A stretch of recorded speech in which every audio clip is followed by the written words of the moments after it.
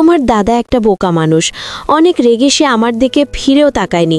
আজ বিয়ের 1 মাস হয়ে গেল, সে আমাকে একটা নজর তাকিয়েও দেখেনি। আমি আর পারবো না এ বাড়িতে থাকতে, আমি এক্ষুনি চলে যাব, আমার সহন হচ্ছে না। তারপর দেওর আমাকে বলল, ভাবি তুমি কোনো চিন্তা করো না, আমি তোমার সকল ইচ্ছা রাখবো। তাই একদিন রাতে যখন তার কলেজের পড়াশোনা খুব ব্যস্ত ছিল, তখন সেদিন রাতে আমার স্বামী শুয়ে যাবার পরে আমি লুকিয়ে দেওরের ঘরে যাই। তখন দেওরকে ওই অবস্থায় দেখে তো আমি আর নিজেকে আটকে রাখতে না পেরে তাকে চোখে চোখে সব কিছুই ইশারা করেছিলাম যে আমি আর পারছি না। তাই আমি তার সঙ্গে নিজের ইচ্ছে, তারপর আমার দেওরও খুব খুশি হয়ে আমাকে অনেক জোরে। তারপর সেদিন সারা রাত ধরে আমি ওদের নিজেদের মতো। মূল ভিডিওটি শুরু করার পূর্বে তোমাদের কাছে একটি রিকোয়েস্ট, তোমরা যারা যারা এখনও আমার চ্যানেলটি সাবস্ক্রাইব করেনি তারা আমার চ্যানেলটি সাবস্ক্রাইব করে পাশে থাকবেন। তাহলে এবার আসল ঘটনাটি শুরু করি। আমি তো এবার আপনারা ভাবছেন যে আমার স্বামী থাকা সত্ত্বেও আমি দেওরে ভালোবাসায় পড়েছিলাম। আসলে বিয়ের পরে আমি যখন শ্বশুরবাড়ি আসি তখন প্রত্যেকটা মেয়ের মতোই আমার চোখে অনেক স্বপ্ন ছিল যে আমিও আমার স্বামীর সঙ্গে ঘুরতে যাব, আমার স্বামীর সঙ্গে অনেক সময় কাটাবো। কিন্তু আমি যা ভেবেছিলাম বিয়ের পরে তার সব কিছু উল্টোটাই হয়েছিল। আসলে আমার স্বামী নিজের কাজ ছাড়া আর কিছুই বুঝতো না। সে তো সবসময় নিজের কাজে ব্যস্ত থাকতো এবং সে এতটাই রাগী স্বভাবের ছিল যে আমার একটু কিছু ভুল ত্রুটি হলে আমার উপরে বকাবকি, চিৎকার চেঁচামেচি শুরু করে দিত। শুধু তাই নয়, কোনো কোনো সময় তো আমাকে অনেক সময় মারধরও করত। এইভাবে আমাদের বিয়ে হতে প্রায় 1 মাস হয়েছিল। আসলে প্রথম থেকে আমার স্বামী আমার প্রতি কোনো গুরুত্বই দিত না। এমনকি বাসর রাতে আমার স্বামী ফোনে তার ক্লায়েন্টের সঙ্গে হিসেবপাতি করতে ব্যস্ত ছিল। আর বাসর রাতে স্বামীর অপেক্ষা করতে করতে আমি শুয়ে পড়েছিলাম, কারণ আমিও তো অনেক বেশি ক্লান্ত ছিলাম। তারপর সকালবেলা যখন চোখ খুলে দেখি তখন আমার স্বামী তো স্নান করে তৈরি হয়ে আমাকে ঘুম থেকে তুলে বলেছিল তাকে নাকি আগামীকালকেই এই অন্যনগরে চলে যেতে হবে জরুরি কাজের জন্য। আমি তো কোনো কথা না বলে শুধু স্বামীর দিকে আশ্চর্য হয়ে তাকিয়েছিলাম, কারণ স্বামী তার কাজকে এত বেশি প্রাধান্য দিত যে আমাদের বাসর রাতটাকে নষ্ট করে দিয়েছিল। ওই বাসর রাতের জন্য আমি যে স্বপ্ন নিজের চোখে সাজিয়েছিলাম, আমার সেই স্বপ্নগুলো ভেঙে চুরমার হয়ে গিয়েছিল। বিয়ের 2 দিন পরেই তো সে 16 দিনের জন্য নগরে চলে যায় নিজের কাজের জন্য, এবং যাওয়ার সময় সে তার ভাইকে বলে গিয়েছিল, রোহান তোর ভাবিকে খেয়াল রাখিস। বিয়ের 2 দিন পরে যখন একটা মেয়ের স্বামী তাকে একা রেখে বাইরে চলে যায়, তার কষ্টটা যে কতটা সেটা একমাত্র আমিই জানি। তারপর বিয়ের 2 দিন পরে আমার স্বামী যখন নগরে চলে যায়, তারপরে তো আমি নিজেকে খুব একা মনে করতাম। আমার স্বামী আর দেওর এরা 2 ভাই। আমার দেওর বয়সে আমার চাইতে 5 বছরের ছোট। শ্বশুর শাশুড়ি তো অনেক আগে মারা গেছেন। স্বামী যখন 15 দিনের জন্য নগরে চলে যায়, তারপরে স্বামীর সঙ্গে কাটানো 2 দিন মনে করে একা একাই সময় কাটাতাম। আর স্বামীর সঙ্গে কাটানো 2 দিনের মধ্যে তো স্মরণ করার মতো সেরকম কোনো কিছু স্মৃতি ছিল না। তাও স্বামীর চেহারা ও কথাবার্তাগুলো মনে করতাম, কারণ আমার দেওরও তো সারাদিন বাড়িতে থাকতো না। সে তো সকালে খাওয়া দাওয়া করে কলেজের জন্য বেরিয়ে পড়তো। আমার স্বামী দেখতে খুব একটা ভালো না হলেও আমার দেওর কিন্তু ভীষণ সুন্দর, এতে বেশি ভুল ছিল না। তারপর সেদিন স্বামীর দূরনগরে চলে যাবার পরে আমি যখন বাড়ির সমস্ত কাজকর্ম করে পরে সন্ধেবেলায় অনেক বেশি ক্লান্ত হয়ে আমার ঘরের বিছানায় শুয়ে একটু আরাম করছিলাম, ওই সময় বুঝতে পারি যে আমার দেওর বাইসা এসেছে। তারপর সে আমার ঘরের দরজায় নক করে আমার ঘরের ভিতরে ঢুকতে আমাকে সন্ধেবেলায় শুয়ে থাকতে দেখে জিজ্ঞেস করলো, ভাবি তোমার কি শরীর খারাপ? আমি তখন বিছানায় উঠে বসে বললাম, না গো, শরীর খারাপ নয়, বাড়ির কাজকর্ম করার পরে আমার শরীরটা অনেক বেশি ক্লান্ত লাগছে, তাই একটু শুয়ে আরাম করছিলাম। কিন্তু আমি জানতাম ওই সময় আমার মন খারাপ ছিল, কিন্তু আমার মনের পরিস্থিতি আমি তো আমার দেওরকে বলতে পারছিলাম না যে আমার মনের মধ্যে কি চলছিল। কিন্তু তাও জানি না কিভাবে সে আমার মুখ দেখে বলেছিল, ভাবি তোমাকে দেখে তো মনে হচ্ছে দাদা চলে যাওয়ার জন্য তুমি অনেক কষ্টে আছো এবং তোমার মন খারাপ আছে। দেখো ভাবি, তুমি কিন্তু আমার থেকে কোনো কিছুই লুকোতে পারবে না, আমি কিন্তু মুখ দেখে এসব কিছুই বুঝতে পারি।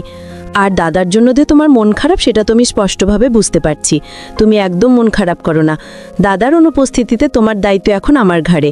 তাই যতদিন দাদা বাড়িতে নেই ততদিন তোমাকে খুশি রাখার দায়িত্ব আমার। তারপর আমার দেওর আমার কিছু বলার আগেই আমাকে বিছানা থেকে নিচে নামিয়ে বলল, ভাবি চলো আমার সঙ্গে, আমি তোমাকে এক্ষুনি আমাদের এখানকার স্পেশাল ফুচকা খাওয়াবো, যেটা খাওয়ার পরে তোমার মুড একদম ঠিক হয়ে যাবে। দেওরের কথা শুনে তো আমার মন মেজাজ এমনিতেই চাঙ্গা হয়ে উঠেছে, কারণ আমার স্বামী এবং আমার দেওরের মধ্যে সম্পূর্ণ আলাদা রকম হাবভাব ছিল এবং তারা 2 ভাই সম্পূর্ণ আলাদা স্বভাবের ছিল। আমার দেওর তো আমার সঙ্গে ভীষণ কথা বলতো, সে খুব খোলামেলা স্বভাবের ছিল।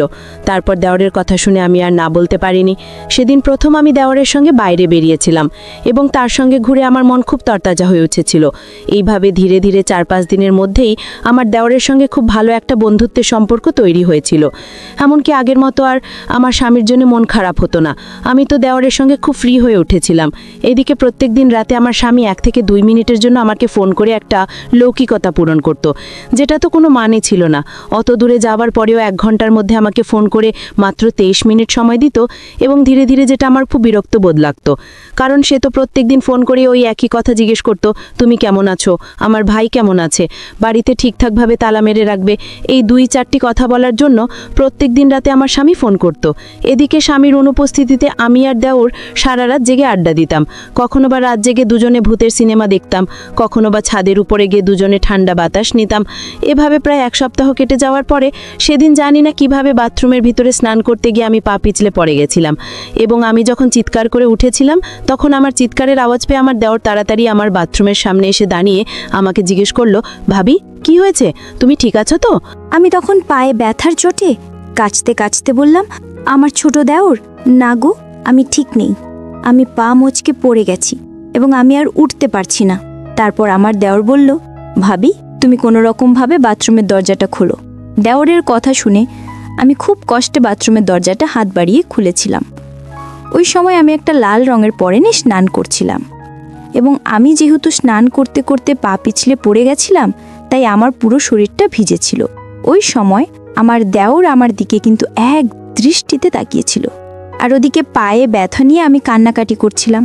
তারপর যখন আমার উঠে দাঁড়ানোর ক্ষমতাটুকুও ছিল না, তখন আমার দেওর বাধ্য হয়ে আমাকে ধরে আমার ঘরের বিছানায় বসিয়ে আমাকে গামছা ও আমার পরনের পোশাক আমার পাশে রেখে দিয়ে বলল, ভাবি আমি ঘরের বাইরে যাচ্ছি, তুমি পরিবর্তন করে নাও, নইলে তোমাকে ঠান্ডা লেগে যাবে।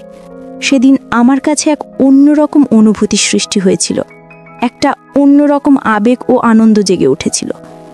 সেদিন আমার দেওরের এরকম আচরণ দেখে আমার ভীষণ ভালো লেগেছিল এবং আমি দেওরকে নিয়ে মনে মনে অনেক রকম স্বপ্ন দেখতে শুরু করেছিলাম, কারণ আমি তো মনে মনে তাকে ভালোবাসতে শুরু করেছিলাম। তারপর ধীরে ধীরে যত দিন যায় আমার কিন্তু ততই তাকে দেখে ভালো লাগতে শুরু হয়। আমি তার পছন্দের খাবার দাবারও তার সব কিছুরই খেয়াল রাখতাম। এমনকি সেদিন যখন আমার পা মচকে গিয়েছিল তখন আমার পায়ে কিন্তু ভীষণ ব্যথা ছিল। তাই দেওর বলল, ভাবি আমি কিন্তু একজন ছোটোখাটো ডাক্তার, ভাবি তুমি একদম চিন্তা করো না, তোমার সব ব্যথা বেদনা আমি দূর করে দেব। এই বলে সে আমার পায়ে ম্যাসেজ করে দিচ্ছিল। আমার পায়ে যখন মালিশ করতে শুরু করলো তখন কিন্তু আমার ভীষণ আরাম লাগছিল এবং আমার পায়ের ব্যথা কমে গেল। আমি কিন্তু দেওরের জন্য সেজেগুজে তৈরি হয়ে থাকতাম এবং বাহানা খুঁজতাম যে আমার দেওরের কাছে যাওয়ার জন্য, কারণ বিয়ের পরে যে যত্ন আমার স্বামীর কাছ থেকে পাওয়া উচিত ছিল সেটা তো আমি দেওরের কাছে পেয়েছিলাম। তাই আমি দেওরকে মন থেকে ভালোবেসে ফেলেছিলাম এবং সেদিনের পর থেকে আমি পায়ে ব্যথা বাহানা করে প্রত্যেক দিন তার সামনে ন্যাকা কান্না করতাম এবং সে আমার কান্না দেখে বলতো, ভাবি তুমি চিন্তা করো না, আমি এক্ষুনি পায়ে মালিশ করে দিচ্ছি। আর আমি সেটা মন থেকে অনুভব করতাম। ওদিকে পরের দিন কেটে যাওয়ার পরে যখন আমার স্বামী বাড়ি ফিরে আসে তখন তার আসল চেহারা আমার সামনে ফুটে ওঠে, কারণ একটা মানুষকে কিন্তু 2 দিনের মধ্যে কখনোই চিনতে পারা যায় না, যতক্ষণ না সেই মানুষটার সঙ্গে সারা দিন কাটানো হয়। একটা মানুষের সঙ্গে আমি যত সময় কাটাবো ততই আমি তাকে চিনতে পারবো। এদিকে আমার স্বামী বাড়ি ফিরে আসায় আমি কিন্তু খুশি ছিলাম না, কারণ আমি দেওরের সঙ্গে খুব ভালো সময় কাটাচ্ছিলাম। দেওর আমার মনের ইচ্ছা পূরণ না করলেও সে আমার খুব যত্ন করত এবং খুব খেয়ালও রাখত। কিন্তু আমি এটা জানতাম না যে দেওরের মনে আমার প্রতি কী ছিল। আদৌ কি সে আমাকে মনে মনে ভালোবাসত, নাকি সে আমাকে নিজের দাদার বউ মনে করে শুধু আমার যত্ন করত? আমি তো কিছুই বুঝতে পারছিলাম না যে দেওরের মনের মধ্যে আমার প্রতি কী ছিল, সে কেন এত আমার যত্ন করত, খেয়াল রাখত। এদিকে আমার স্বামী বাড়ি ফিরে আবার সেই আগের মতোই নিজের ব্যবসার কাজে ব্যস্ত হয়ে পড়েছিল। এমন নয় যে সে আমাকে রাতের বেলায় একটু, আমিও একটা মানুষ ছিলাম, আমার একটা ইচ্ছে বলে কিছু ছিল। আমি স্বামীর কাছে যেতেই সে আমার ওপর চিৎকার করে বলতো, তোমার কি আর কোনো কাজকর্ম নেই? তুমি দেখতে পাচ্ছ না আমি অফিসের খুব একটা জরুরি কাজে ব্যস্ত আছি, যাও গিয়ে চুপচাপ শুয়ে পড়ো। আমার স্বামী তো আমার দিকে কোনো গুরুত্বই দিত না, তারপর সেদিন আমি যখন স্বামীর কথায় অনেক বেশি কষ্ট পেয়ে মন খারাপ করে রাগ করে রুম থেকে বেরিয়ে ছাদের উপরে গিয়ে চুপচাপ বসেছিলাম আর স্বামীর কথাগুলো মনে করে কাঁদছিলাম, ঠিক ওই সময় আমার দেওরও ছাদের ওপরে আমার কাছে এসে হাজির হয়েছিল এবং আমার চোখের জল দেখে আমাকে ধরে আমার চোখের দিকে তাকিয়ে আমার চোখের জল মুছে জিজ্ঞেস করলো, বৌদি, তুমি এত রাতে ছাদে কি করছো আর তুমি কাঁদছো কেন? এতদিন পরে দাদা বাড়ি ফিরে এসেছে, তাই তোমাকে তো আজ রাতে দাদার সঙ্গে সময় কাটানো উচিত ছিল। আমি তখন ওই সময় নিজের আবেগ ধরে রাখতে না পেরে দেওরকে বলেছিলাম, তোমার দাদা এখন পর্যন্ত আমার চেহারার দিকে তাকিয়েই দেখেনি। আমি একটা মানুষ, আমার ইচ্ছে বলে কিছু আছে। তোমার দাদার সবসময় নিজের কাজ ও টাকা পয়সা নিয়ে ব্যস্ত থাকে, কিন্তু কখনো আমার দিকে নজর দিয়ে দেখেনি বা কখনো আমার মনের কথা বোঝার চেষ্টা করেনি। এবার তুমি বলো আমি কি করব? কিন্তু তখনও আমি দেওরকে এটা বলার সাহস করতে পারিনি যে আমি তাকে মনে মনে ভালোবেসে ফেলেছি। আমার সব কথা শোনার পরে আমার দেওর খুব ভালোবেসে আমার চোখের জল মুছে আমাকে বলেছিল, ভাবি, তুমি চিন্তা করো না, ধীরে ধীরে সব কিছু ঠিক হয়ে যাবে। পরের দিন সকালবেলা আমি যখন সকালে নাস্তা তৈরি করছিলাম, তখন আমার স্বামী আর দেওর একসঙ্গে খেতে বসেছিল। তারপর আমার হাতে রান্না করা সবজি পছন্দ না হওয়ায় আমার স্বামী আমাকে অনেক কথা শুনিয়েছিল, অপমান করেছিল, আমাকে অনেক উল্টোপাল্টা আজে বাজে কথা বলেছিল। এবং সেদিন আমার এটা বুঝতে আর বাকি ছিল না যে আমার স্বামী খুব রাগী স্বভাবের মানুষ ছিল। ওই সময় কিন্তু আমি চুপচাপ মাথা নিচু করে দাঁড়িয়েছিলাম এবং আমার চোখের জল তো স্তরে স্তরে পড়ে যাচ্ছিল। আমার চোখের জল দেখে আমার ছোট দেওর তার দাদাকে বলেছিল, সামান্য একটা তরকারির জন্য তুমি ভাবিকে এত কথা শুনিয়ে দিলে। আমার দেওর খুব ভালোভাবেই জানতো যে তার দাদা খুব রাগী স্বভাবের মানুষ, কিন্তু আমি সেদিন জানতে পেরেছিলাম যে আমার স্বামী ভীষণ রাগী স্বভাবের মানুষ। তারপর আমার দেওরের কথা শুনে আমার স্বামী তার ভাইয়ের দিকে অনেক এগিয়ে বড় বড় চোখ করে তাকিয়েছিল এবং আমাদের সঙ্গে কোনো কথা না বলে চুপচাপ নিজের অফিসের জন্য বেরিয়ে পড়েছিল। সেদিন আমার স্বামীর চলে যাওয়ার পরে আমি দেওরকে বলেছিলাম, দেখো, তোমার দাদা যদি আমার সঙ্গে এরকম সব সময় দুর্ব্যবহার করে তাহলে আমার এই বাড়িতে থাকার কোনো মানে হয় না। তাই আমি আজকেই মুহূর্তে এই বাড়ি ছেড়ে চলে যাব। এমনিতেও বিয়ে হতে কাছাকাছি 1 মাস হতে চলল, তাই আমি আজকেই বাড়ি ছেড়ে চলে যাব। তারপর আমার দেওর অনেক ভালোবেসে আমাকে বলল, ভাবি, আমার কথাটা একবার শোনা। আমি কিন্তু তখন আমার দেওরের কোনো কথা শুনিনি। আমি তখন দেওরকে অনেক এগিয়ে বলেছিলাম, যখন স্বামীর ভালোবাসা আবদার কিছুই পাবো না, তাহলে আমি কিসের জন্য এই বাড়িতে থাকবো? আমি যখন রাগ করে জামা কাপড় সুটকেস গোছাতে শুরু করেছিলাম, তখন হঠাৎ করে আমার দেওর বলেছিল, তুমি একদম চিন্তা করো না, আমি এবার সব কিছু ঠিক করে দেব। যখন সে আমাকে এটা বলেছিল তখন আমি বুঝে গিয়েছিলাম যে তার মনেও নিশ্চয়ই আমার প্রতি কিছু না কিছু তো আছে, না হলে সে এত ভালোবেসে আমাকে আটকে রাখবে কেন?